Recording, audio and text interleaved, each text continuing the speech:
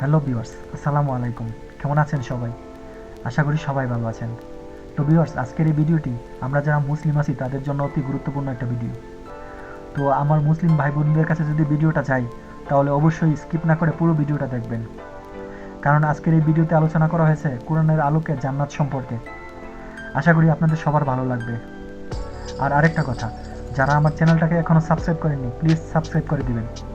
আর ভিডিওটি ভালো লাগলে অবশ্যই লাইক, কমেন্ট এবং বন্ধুদের মাঝে শেয়ার দিবেন। তো চলুন আর দেরি না করে চলে যাই মূল ভিডিওতে। আসসালামু আলাইকুম ওয়ারাহমাতুল্লাহি ওয়াবারাকাতুহু। সকল প্রশংসা ও কৃতজ্ঞতা একমাত্র আল্লাহর জন্য, যিনি আমাদের সৃষ্টি করেছেন, আমাদের জীবনের প্রতিটি নিঃশ্বাসে দয়া করেছেন এবং আমাদের জন্য এমন এক চিরস্থায়ী পুরস্কার রেখেছেন যা কোনো চক্ষু কখনো দেখেনি, যা কোনো কান কখনো শুনেনি, যা কোনো হৃদয় কখনো অনুভব করেনি। তা হলো চির সুখের জান্নাত। আজ আমরা এই ভিডিওতে কুরআনের আলোতে জানব জান্নাতের সেই অপূর্ব বর্ণনা, যা শুনলে হৃদয় ভরে যায় শান্তিতে। আল্লাহ বলেন, কেউ জানে না তাদের জন্য গোপন রাখা হয়েছে চোখের প্রশান্তি হিসেবে কি কি নেয়ামত। সূরা আস-সাজদা আয়াত 17। কল্পনা করো সেই দিন যখন পৃথিবী একদিন শেষ হয়ে যাবে, সেই দিন সূর্য ও চাঁদের আলো নিভে যাবে, আকাশ ছিঁড়ে যাবে, পাহাড়গুলো গুড়িয়ে ধুলায় মিশে যাবে, সমুদ্রগুলো আগুনে পরিণত হবে। মানুষ তখন ছুটোছুটি করবে, ভয়ে, আতঙ্কে, অনুতপ্তে। হাসরের ময়দানে সূর্য থাকবে মানুষের মাথার এক বর্ষার দূরত্বে, এত কাছে যে তাপ সহ্য করা কঠিন হয়ে পড়বে।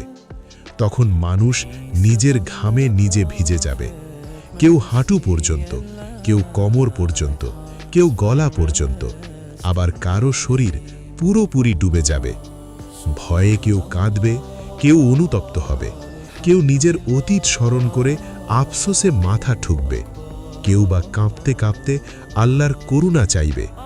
সেই ভয়াবহ দিনে আর কোনো আশ্রয় থাকবে না, না পিতা, না মাতা, না সন্তান, না ধন সম্পদ। সেদিন একমাত্র আশ্রয় হবে আল্লাহর রহমত। মানুষ তখন বুঝবে, আজ কোনো মিথ্যা নেই, আজ প্রতিটি আমলের হিসাব হবে খোলা বইয়ের মতো স্পষ্ট। মহা আদালত বসবে, ফেরেশতারা সারিবদ্ধভাবে দাঁড়াবে, নবীগণ উপস্থিত থাকবেন সাক্ষী হিসেবে। মহান আল্লাহ তাআলা নিজ হাতে শুরু করবেন বিচার কার্য।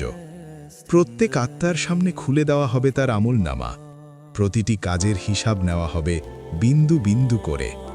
কারো আমলনামা ডান হাতে দেওয়া হবে, আর সে আনন্দে বলবে, আসো আমার আমলনামা পড়ে দেখো। তার মুখে থাকবে হাসি, চোখে প্রশান্তি, কারণ সে জানে এবার তার গন্তব্য জান্নাত।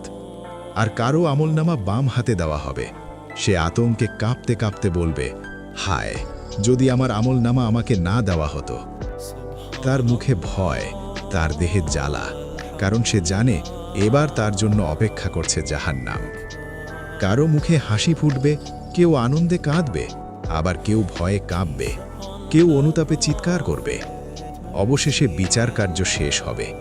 মানুষ তখন দৌড়াবে, কেউ জান্নাতের আশায়, কেউ মুক্তির আশায়, কেউ হতাশায়।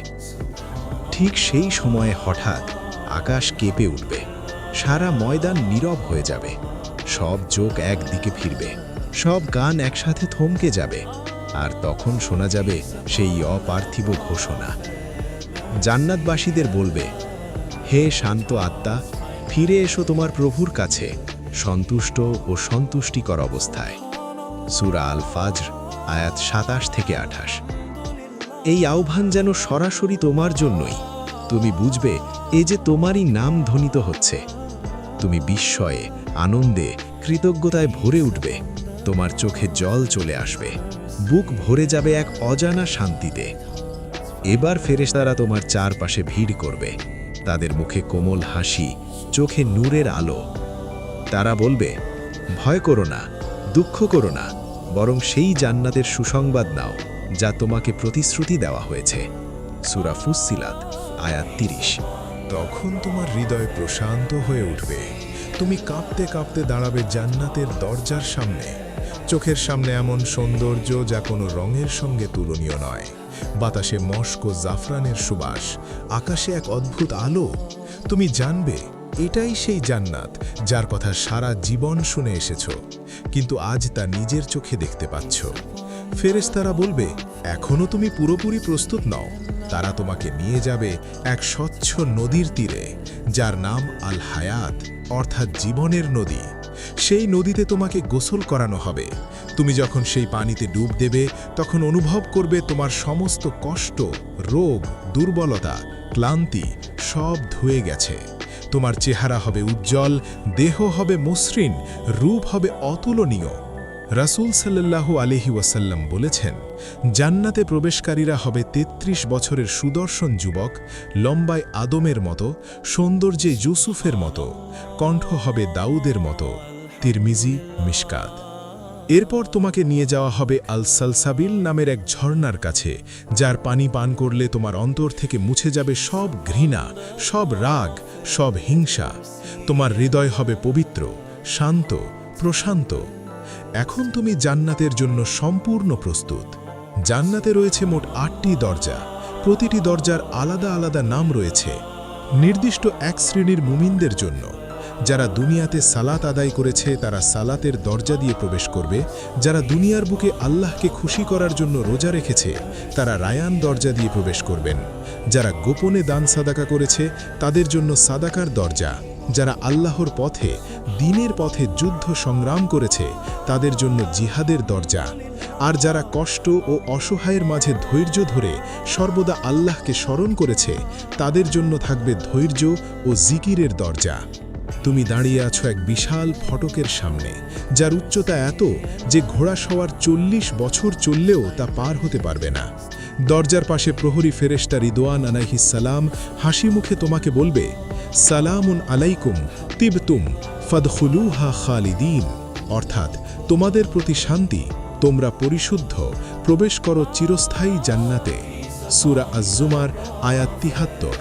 দরজাটি ধীরে ধীরে খুলবে আর ভেতর থেকে আসবে এক মিষ্টি সুবাস যা হৃদয়কে মুগ্ধ করবে। তুমি প্রথম পদক্ষেপ রাখলে মনে হবে পৃথিবীর সব ভার নেমে গেল তোমার কাঁধ থেকে। তোমার চারপাশে এমন আলো যা চোখে ঝলমল করে না, বরং মনকে শান্ত করে। পাখিরা গাইছে মধুর সুরে, বাতাসে ভেসে আছে জাফরান ও কেশরের গন্ধ। গাছগুলো নুয়ে পড়ছে যেন তোমাকে সালাম জানাচ্ছে। রাসূল সাল্লাল্লাহু আলাইহি ওয়াসাল্লাম বলেছেন, জান্নাতের মাটি সাদা মস্কের গন্ধযুক্ত, কঙ্করগুলো মুক্তা ও নীলা। জান্নাতের নদীগুলো হবে এমন যেগুলোর প্রতিটি স্রোত বয়ে নিয়ে যাবে প্রশান্তি, শান্তি আর মিষ্টতার সুর। প্রতিটি নদীর নিজস্ব সৌন্দর্য, নিজস্ব ঘ্রাণ, নিজস্ব স্বাদ থাকবে। প্রথম নদী বিশুদ্ধ পানির নদী। তার পানি হবে এত স্বচ্ছ যেন নূরের আলো মিশে গেছে জলে। তুমি যখন এক চুমুক পান করবে মনে হবে এ পানিই যেন জীবনের মধু, ঠান্ডা, কোমল আর এমন মিষ্টি যে হৃদয়ের গভীরে ছুঁয়ে যাবে। সেই পানির স্রোতে থাকবে এমন প্রশান্তি যা তোমার আত্মাকে জুড়িয়ে দেবে, যেন আর কোনো তৃষ্ণা পৃথিবীতে কখনো ছিল না।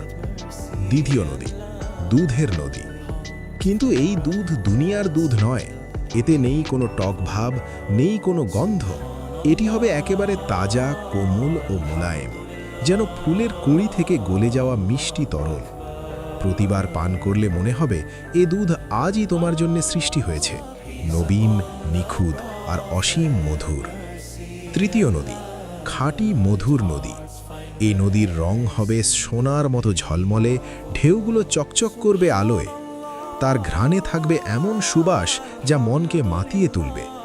তুমি এক ফোঁটা মুখে নিলেই মনে হবে এটা শুধু মধু নয়, এটা জান্নাতের আনন্দের রস। প্রতিবার স্বাদ নিলে নতুন মিষ্টতা অনুভব করবে, আরও মিষ্টি, আরও কোমল, আরও পরিপূর্ণ। চতুর্থ নদী স্বর্গীয় শরাবের নদী। এ শরাব হবে এমন মিষ্টি, এমন সুগন্ধি যা পানকারীদের মাতাল করে না, বরং তাদের হৃদয় ভরে দেয় আলোয়, আনন্দে আর প্রশান্তিতে। একবার চুমুক দিলে মনে হবে দুঃখ, কষ্ট, তৃষ্ণা এসব শব্দ যেন তোমার জীবনে কোনোদিন ছিলই না। এই চার নদী মিলেই জান্নাতের সৌন্দর্যের মর্ম। যেখানে প্রতিটি স্রোতে মিশে আছে মিষ্টতা, প্রতিটি ঢেউয়ে আল্লাহর রহমত আর প্রতিটি চুমুকে চিরন্তন সুখের স্বাদ। সেখানে নেই কোনো পচন, নেই কোনো অপবিত্রতা, নেই কোনো ক্লান্তি বা দুঃখ। সব কিছুই পরিপূর্ণ, নির্মল ও চিরস্থায়ী। হাঁটতে হাঁটতে দূরে দেখতে পাবে তোমার প্রাসাদ, সোনা আর রূপার ইটে গাঁথা ঝুলন্ত নূরের আলো।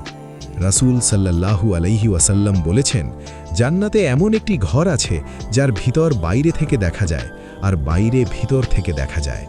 তুমি প্রবেশ করলে ফেরেশতারা বলবে, এটি তোমার আমলের ফল। হয়তো একদিন তুমি কাউকে গোপনে সাহায্য করেছিলে, একদিন কষ্টের মাঝেও নামাজ পড়েছিলে বা কারো প্রতি দয়া দেখিয়েছিলে। সেই একটি মাত্র কাজের বিনিময়েই এই প্রাসাদ তোমার জন্য তৈরি করা হয়েছে। জান্নাতের বাগানে থাকবে নানা রঙের ফুল ও ফলের সমাবেশ। বাগানের ফলের গাছগুলো তোমার দিকে ঝুঁকে আসবে। তুমি শুধু ইচ্ছে করলেই ফল হাতে চলে আসবে। তুমি খাবে, প্রতিবার তার স্বাদ নতুন হবে, আরও মিষ্টি, আরও পরিপূর্ণ। তোমার হাতে থাকবে রূপা ও সোনার পাত্র। তোমার গায়ে থাকবে সূক্ষ্ম রেশম ও দামি পোশাক। তোমার মুখে থাকবে হাসি, হৃদয়ে প্রশান্তি।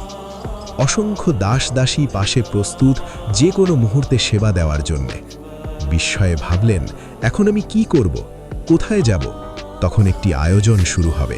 একটি মেষ আনা হবে এমন এক জায়গায় যা জান্নাতবাসী ও জাহান্নামবাসী উভয়ই দেখতে পায়। কিন্তু এই মেষ সাধারণ প্রাণী নয়, এর নাম মৃত্যু। এরপর যা ঘটে তা আপনার হৃদয়কে চিরস্থায়ী শান্তির আরও কাছাকাছি নিয়ে যায়।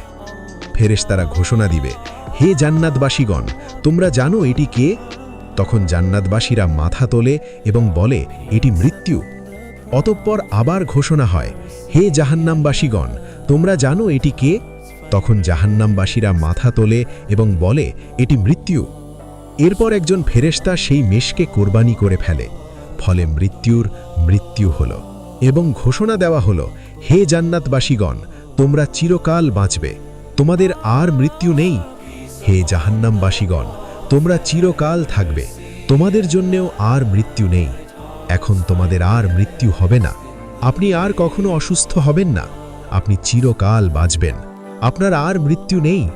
জান্নাতবাসীদের জন্য এটাই হলো চিরন্তন আনন্দ ও শান্তি।